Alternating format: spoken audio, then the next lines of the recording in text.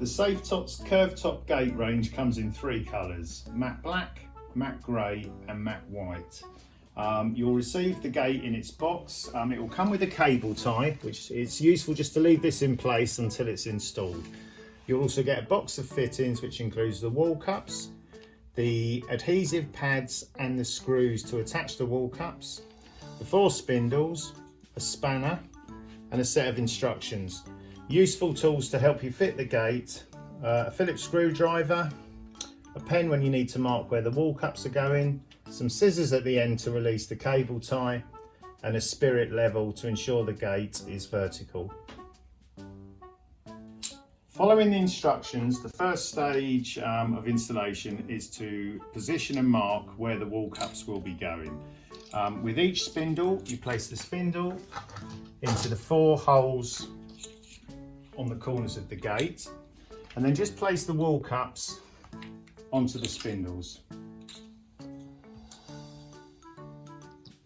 We now place the gate in the position where we want to fit it, and this is where using a spirit level will be really useful to ensure that you get the gate vertical, following the bubble on the spirit level.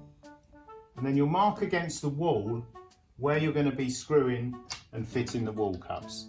Using the double-sided adhesive pads, you'll be sticking one side onto the back of the wall cup and then pushing one side into position where you marked previously in all of the 4 corners. Whilst you push them into position, it's very good use to apply pressure to the pads and allow them to set. So just by pushing each pad for approximately a minute will help the adhesive bond and set firmly in position. If once you've put it into position there is still any movement, and for maximum security, it's useful using the enclosed screws to be fixed with a Phillips screwdriver for just 100% security. Once the wall cups are secured in position, we then place the gate and push the spindles against the wall cups and into the wall cups.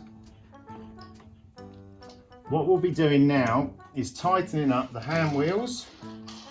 You can start just by doing them by hand and start at the bottom. And what you're looking to achieve here is equal distance on each side. So tighten them up. Here we've got just under a couple of fingers. We'll be tightening these up, and then we do the final tightening with the spanner until we're confident that we have it securely in position. We repeat the process at the top of the gate, and this will take a little bit more tightening.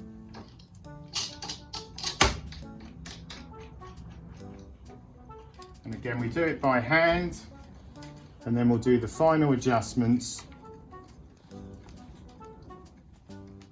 using the spanner that we have here. As you're tightening the hand wheels at the end using the spanner, you'll notice that the red indicator will slowly turn to green, and when it is fully green and you can see the red line no more,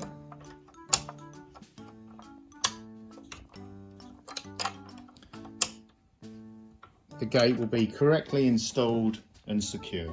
The final stage of the process is to cut the cable tie, which was here, and to remove the cardboard protector, and the gate is installed and ready to use.